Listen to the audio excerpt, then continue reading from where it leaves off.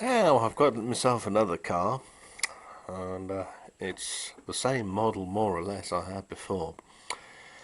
But all there was inside was a broken Chinese-made CD player, and the LCD was smashed. It's cracked, so it had gone black. About as much use really as a cat flap for an elephant house. So I've dug this old thing out.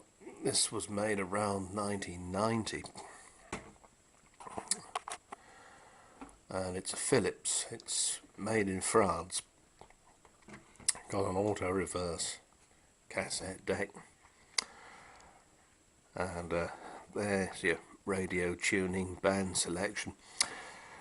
But what they'd started to do by the 90s, they were making these with a special code, and the idea was that if anybody ever tried to steal it, or did steal it, they'd have to go and find the code for it in order to reactivate it. Well, this one came from heaven knows where, but I did happen to have the code for it.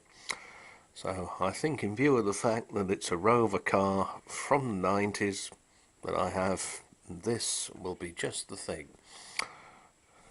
You can see up there it says security code, and entering it is quite simple, but unless you do, it just doesn't work at all.